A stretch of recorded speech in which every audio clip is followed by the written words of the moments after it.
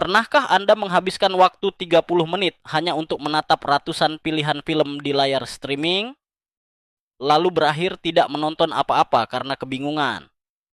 Atau berdiri di depan rak minimarket, menatap belasan jenis kopi, dan merasa lelah bahkan sebelum memilih satu cangkir?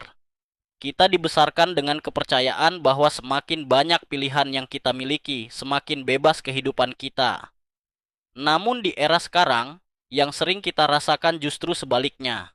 Kelumpuhan, rasa gelisah, dan ketidakpuasan yang membayangi setiap keputusan yang kita buat. Modernitas menjanjikan otonomi mutlak. Kita memiliki akses ke ribuan pilihan karier, ribuan potensi pasangan di aplikasi kencan, dan jutaan informasi di genggaman kita. Tetapi mengapa alih-alih merasa berkuasa atas hidup, kita justru merasa kelelahan? Dalam episode kali ini, kita tidak akan membicarakan cara memilih dengan lebih cepat. Sebaliknya, mari kita bedah akar masalahnya. Mengapa terlalu banyak opsi justru membuat kita sulit merasa bahagia?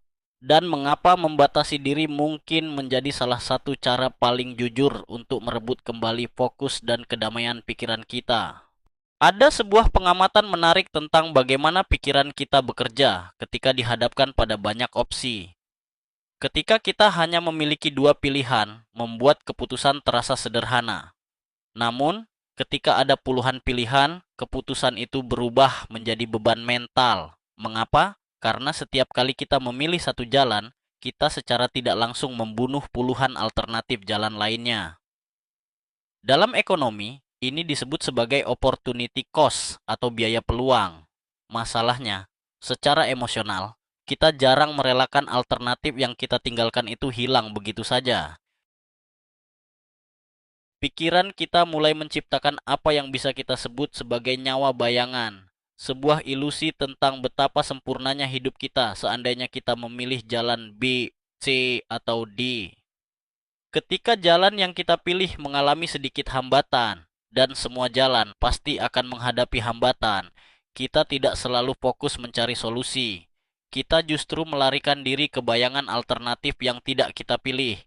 Memilih pekerjaan, lalu membayangkan karir lain. Memilih pasangan, lalu membayangkan orang lain.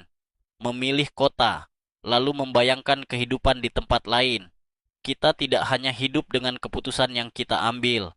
Tanpa sadar, kita juga hidup bersama hantu dari kehidupan-kehidupan yang tidak pernah kita jalani. Dampak kedua dari kelimpahan pilihan adalah kelelahan mental yang terakumulasi dari hal-hal kecil. Dari bangun tidur sampai malam hari, kita dipaksa membuat ratusan keputusan mikro. Mau makan apa, mau membalas pesan mana dulu, mau mendengarkan lagu apa, mau membeli merek yang mana. Setiap keputusan kecil ini mengikis daya analisis kita. Di akhir hari, ketika kita dihadapkan pada keputusan yang benar-benar penting tentang hidup, energi mental kita sudah habis. Kita mengalami kelumpuhan keputusan, sebuah kondisi di mana memilih hal paling sederhana pun terasa seperti beban berat. Di sini, ada perbedaan besar dalam cara orang menyikapi pilihan. Ada tipe orang yang selalu mencari keputusan paling sempurna. Sebut saja mereka sang pencari kesempurnaan.